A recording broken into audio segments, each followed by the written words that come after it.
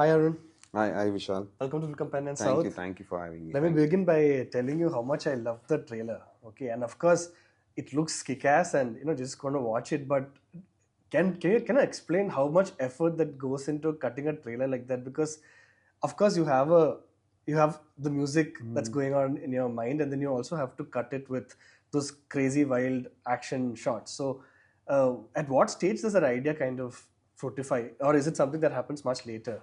For me, I've always, if you look back at my other trailers, my first film trailer and my second film trailer, they all fall under one rhythm. I don't use multiple tracks. I don't use multiple music. I use one music, and it kind of runs through the entire trailer. So for me, and this being an action film, I wanted it to have that X factor where every beat should have impact, visual impact also. Along with the visual, we'll also have a sound, and the beat sort of will need to incorporate those. It's been I've probably it's very evident in This one, this yeah. one probably. Yeah, but it looks super cool. Thank you so much. But let me tell you one thing, Arun. So actually, the trailer, I was watching another trailer, and the trailer of Captain Miller came automatically. Okay, and I wasn't paying attention when the trailer came out, and just by the way I noticed how the two heroines had dressed, I kind of sensed that it's your film. Okay, and I mean this as a compliment. But then when a viewer comes to you and tells you that okay, your frames are so signature in a film that is very different from the first two, how do you take it? Do you also look at it as a compliment, or did you always want to be a director where the visuals are so what do you call it, unique? No, I don't set out to go do it on purpose. It's just that I like to see the things a certain way, and so that I think that's what kind of reflects on my frames. And it's not like I want to set out to do something that my Pridam Viknun I don't do that. It's something that comes naturally. Maybe I don't know. But when people tell me that it's good, and I take it as a compliment. Obviously, yeah. Yeah, but there's another question that I have to ask you about. You have a very distinct style, right? And right from your first movie, you've been hearing that.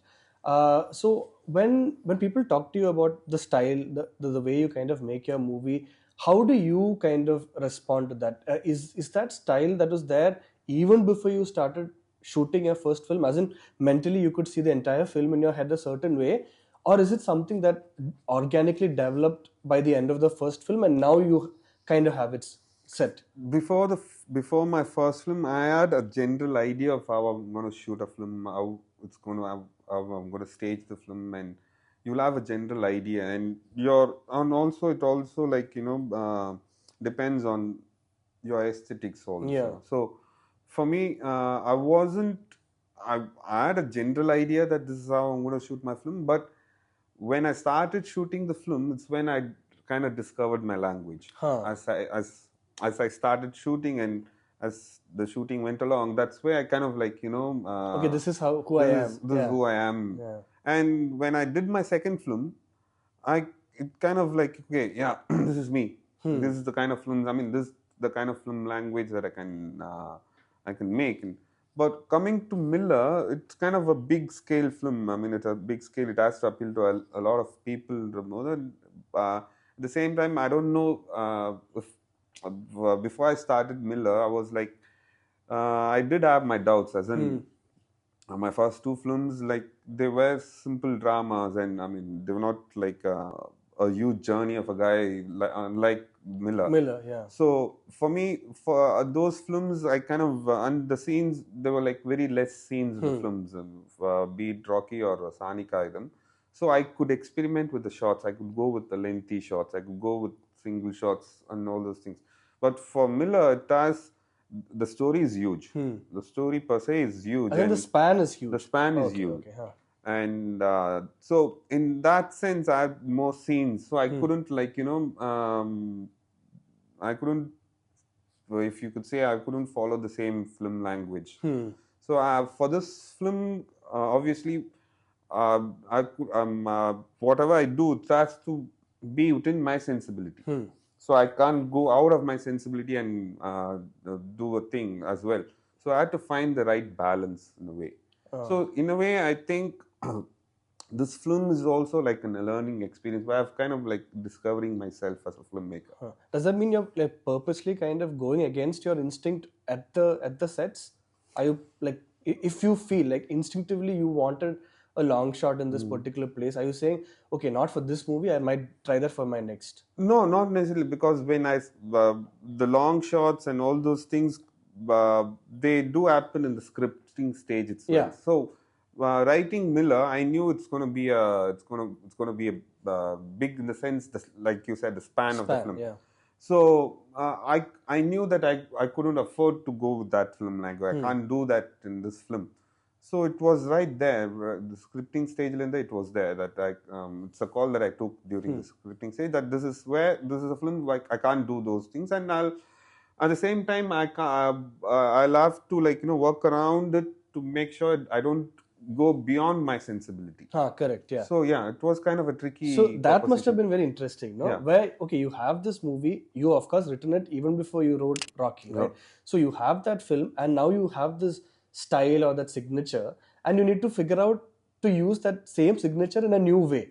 Was that very challenging? It was because see, this again, at the end of the day, for me, be it Rocky or Saani Kayidham, it wasn't meant for a larger audience. So I could experiment, I could do things that I really felt I wanted to do. I wanted to try out. But with Miller, it was, I knew right from the starting that this, like I said before, there was I'm not going to have that space. Correct, yeah. So I kind of understood the fact that, okay, this is how this is going to be. And at the same time, I didn't want to compromise on my shots, on the aesthetics. I didn't want to I don't want to compromise, and so it was a balance that it was a tricky proposition where I had to work around the way to make sure that I don't feel bad that I've the Mario shot at Tirkan, I shouldn't feel bad, and correct. So at the end of the day, I should like what I've shot. So that's there. I can't keep doing the same kind of thing. It's more like exploring and discovering the filmmaker in me, where I can am I ready to venture into a different space? So that's how I saw this. Yeah. But even otherwise, exactly like a follow-up to the point that you were making, of course you need Dhanush, the superstar, to be able to make a film like this. But don't you think his superstardom is very, what do you call it, very malleable? Like it can accommodate almost any kind of movie, any kind of films, yeah. So was that something that you wanted right from the start, where you need a superstar, but the superstar's image should be able to handle everything? See, with Dhanush, it's kind of easy, because he's not only a star, he's a great actor, and he gives importance to performances, and it's not just flamboyant swag. It's not like that. I mean, he does films for that also, but there are films that he does that are very grounded. You see those.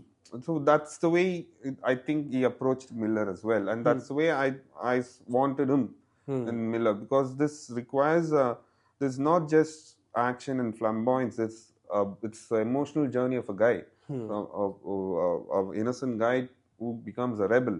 So there is a lot of emotional play there, and with someone like Dhanush, and I strongly believe the fan following that Dhanush has, it's not just because of his swag, or it's because of his acting talent, and they all identify the brilliant actor in him. So I think in keeping that in mind, and it was easier for me, because at the end of the day, for me, economically it is a bigger film, and it has to appeal to a larger audience, but at the same time, it has a strong rooted. It's very rooted, and we need characters that are very grounded. They're not flamboyant. They're not over the top characters. So I needed an actor who's ready to do that as well. So, and Dhanush is known for doing such roles and doing intense. He suddenly will go and do a Maika Menna. He will do a 3, which is I mean, it's not predictable. So when you have an actor like Dhanush, it's easy. Another thing I want to really ask you about Captain Miller is, what is your mindset while writing this film? Of course, you wrote it before the release of your films, but I remember you telling in some interview about how you were in a really dark space during Rocky. Of course, you wrote this around the same time, but then now I'm guessing you're in a much happier place because now you're like this proven director. So you think? So you think? Okay. So what is the Captain Miller mindset? Was it a little bit more cheerful? I want to say that, but see, yeah, like you said, when the genesis of this thing was, when I this idea, I was in a bad space. I was like Even Captain Miller. Captain Miller, yeah, the idea, the initial idea, the Varamod, it was one of those my like in the early 30s to mid 30s. Mid 30s, very cool. It was only rejection and all those things. So I was going through a rough time. So every time I face a rejection, I go back home and I start writing a new story. So that's how this whole idea came about, and it was a small idea that I had, and I made it into a story which was based on the Sri Lankan Civil War in the late 80s. When I pitched it to a few producers, they were like, apprehensive. They were like, there's something that will like might not even get released. It might not even get a release. So I kept it aside for 2 years.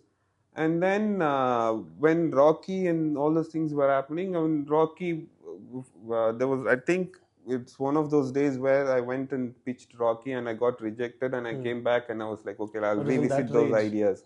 I'll revisit that idea, and then I started working on it. That's how my... Okay, but just as a joke, so when you're writing all these massive murder scenes and this massive like machine gun scenes, who are you picturing? Are you thinking of that producer? Some things are better kept secret, I guess. Okay, tell me this now. You're a darling of the cinephiles, right? Okay, you've made 2 films, both films loved and celebrated by the guys on Twitter, by the guys on Instagram and YouTube and all that. The second you go to a film like this, where, okay, now you're not the underdog anymore. You're getting everything, you're getting a big star, you're getting all the budget. Do you feel like the way audiences are expecting things from you are also a little different? Are you escaping the comfort of that cinephile universe and going into that I don't, scary world of... No, I don't think so. I still consider myself an underdog. I don't know. I mean, I'm not a very successful commercial director. I'm not a popular name. So it's still there. I mean, I'm still an underdog, which I like. I like the tag of an underdog, the dark horse, Madri, where expectations, my reputation and Malarga expectations are not high. As far as like, the masses mainstream, they don't consider me, I mean, but in a way, I think that might work for the film. Yeah. So I don't know. I don't think of those lines and go there. Okay. So let me tell you something. Okay. So today I rewatched both your films, and at least in Rocky, I counted 26 frames within a frame. Okay. And of course, I think even when Saani Kayidham released or whatever, like it was very viral, the number of frames within a frames. So where does, of course, PTA I think is kind of famous for his frame within a frame. But where do you think the genesis of that is for you? And what is the cinematographer thinking when you go and kind of tell them, no, look at that door, look at this corridor. I mean, every time I have this discussion with my cinematographer, they'll have that. Is it an obsession? Do you have a symmetrical obsession? I do, I guess. Because I kind of like, the frame within a frame, it's like you get to see a screen. Yeah.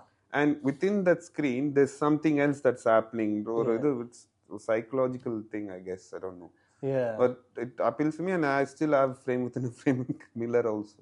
But just as many, I kind of saw it kind of reducing. Probably, yeah. But that's something that to always be there. Okay. What about the mirror shots? Mirror shots are there. There's a mirror shot in this as well. Okay. But we're enjoying this. We're enjoying as people who love movies. We're just digging into this whole like signatures or whatever.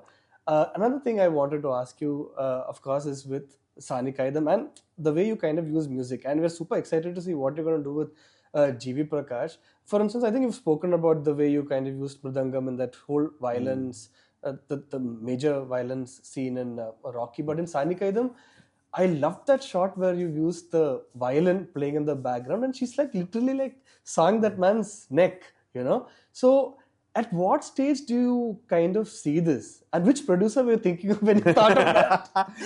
That I cannot say, but Yeah. the idea behind having a violin is like when I saw the action, when we composed the entire thing, and we That was see, you decided that there. yeah. Wow. So Okay. we see Kirti holding this head, and she's like, doing a thing, and this action kind of reminded me of someone The violin, yeah. playing a violin. So I thought, let's use a violin here.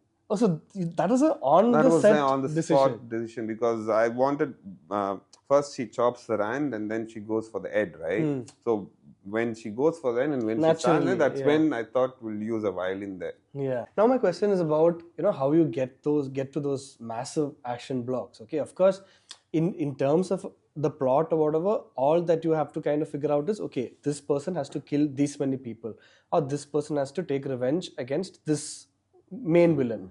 But the difference is how you kind of see it, right? Because nobody would have seen an action scene like the truck scene in Saani Kayidham, same way the way this guy just walks into that apartment building and there are two colors and all those kinds of things. So tell me about the kind of days where you crack this, like you're able to see it with the kind of clarity that you can explain to like 300 people on the sets.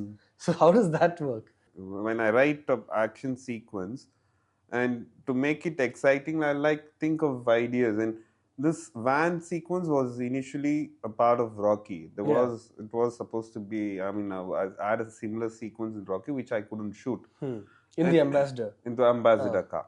So I couldn't shoot it, and so I thought I'll use it here. And for me, it's basically brutality, and it should be brutal.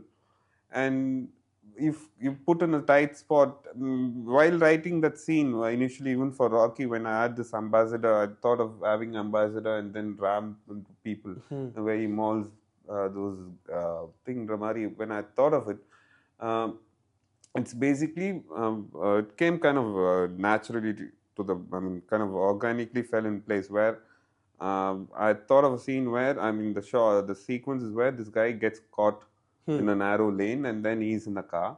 He's got this kid, and then you've got those gangsters, and he's got nowhere to run.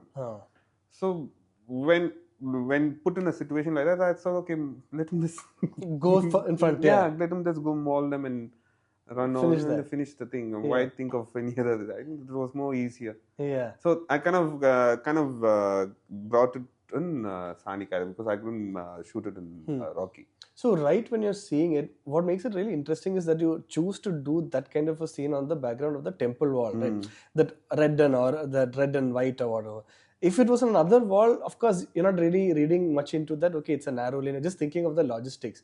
But why did you kind of decide to have that in front of a temple wall? You're the first person to actually notice it. For me, trying to have it in front of a temple wall is because when generally I'm not a believer. I don't believe in God, and I'm not a believer. Generally, when people when they push to their death, they immediately look towards God and others. So I want the entire thing happening in front of a temple where they know they're going to die. It's right in front of a thing in the wall. They actually the scene on the scene கொஞ்சம் extend பண்ணி தான் எடுக்கிற மாதிரி இருந்தோம், where we thought she runs over them. There's this guy, a few guys there. அதில் ஒருத்தன் he runs to the temple door and starts banging, and he tries to open the door, but nobody's answering. No one's answering, and she runs over him. And there was an extension to the scene, but we couldn't shoot it. But the whole idea was like, you'll have your God there, and no one's there to help you in the Madri. That was the whole idea. But at least when it comes to writing, right? At least that, especially when you're dealing with themes of revenge and all that, it's essentially steeped in the logic of karma, right?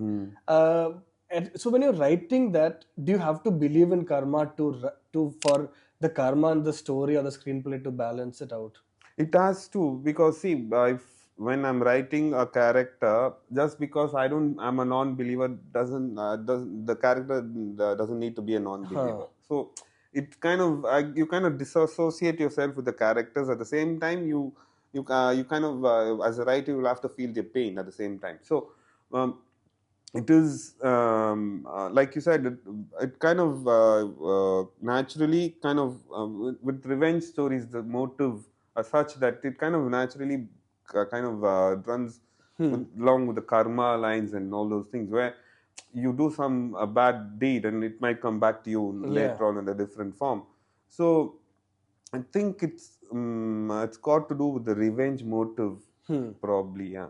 But not that in the future you can write a really dark character getting everything in there and still fine. Yeah. I mean, at least to you in the future, do you think of those kind of ideas? Yeah, I do. It's not that he has to get punished or anything. No, I'm feeling that. Okay. But what about like colors and stuff like that? Okay. So, of course, there are certain... I can't be... It's not so simple for me to point out the logic or where you've chosen to use black and white and where you've chosen to use color. It's not as obvious as a lot of other filmmakers who's like, okay, 80s, 70s means, okay, black and white, present time means sepia or color. It's not that simple in your case. But like, how are you at the writing stage and all that? No, is it that you need to kind of draw these frames? Are you working with a storyboard artist? Or are you looking at your films like what graphic novels converted into cinema? Like, I'm not able to understand the visual palette of those certain frames and stuff. Probably, I don't. For Miller, we did storyboarding for a few sequences, but for Rocky and Saani Kayidham, I didn't do any storyboarding, but I had a palette in mind. I had a color palette in mind. I had the lenses that we're going to use, the kind of lenses. Most of Rocky and Saani Kayidham, I've used only block lenses, no zoom lenses. In Miller, I've used a lot of zoom lenses. So these are all kind of, I think it's the creative calls. I think those are all just creative calls. And working out imagery, it's like your discussion with your DOPs and your art production designer, art director.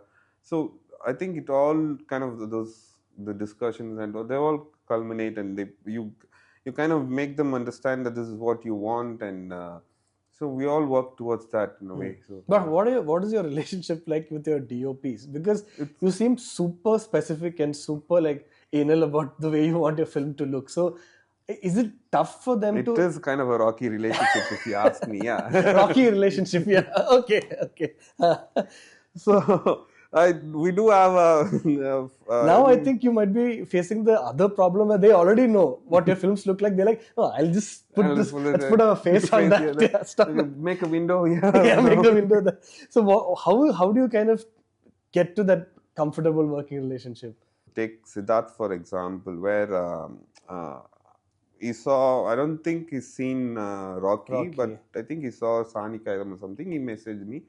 And when someone approaches me and like they're interested in working in, those are like obvious choices for me. Like, no, they already know your style. So it's easy. So if someone is like, they're interested in working with me, now I'll like meet them and see if it works. But because the scale was so big in this film, did you in terms of the control that you had over the visual, is that process a little more complicated, like for you to have that 100% control, because there are too many factors, not too many characters, too many people? Is that tougher? It isn't difficult because at the end of the day you call the shots. Yeah, you decide the lenses, you kind of decide the shot and the model. It wasn't difficult. I mean, you go. I think, especially with the DOP, it's like a beautiful marriage. It has to be a beautiful marriage. Otherwise, it's going to be a tough thing to going through the entire film process. So it kind of they should understand your vision. And it has to happen. I don't know. I mean, it's very difficult to explain. And And my last question, okay, these are four signature shots that are always there in your films, but I want you to tell me what is your favorite shot of that particular style. Okay, your favorite ultra wide shot. I think the one in Saani Kayidham where in the flashbacks, in the black and white sequences, you see Ponni, the little girl, and her mom walking away from the and the beach sand. big sand dune, and you see Sangaya, the Kutti Sangaya standing there, and the house on the edge. I think that's one of my favorite wide shots. Okay, favorite ultra wide from a foreign film or another film? Oh, you're talking about? No, I want both. Yeah. From a foreign film. Any film, not foreign specifically, but a film that you grew up watching, something like that. The Fall. I think it's The Fall. Tarzan Singh's Fall. Or I think not Fall. Yeah, Fall. There's this shot, I think it was shot in Rajasthan or something. There's this beautiful shot, a huge wide shot.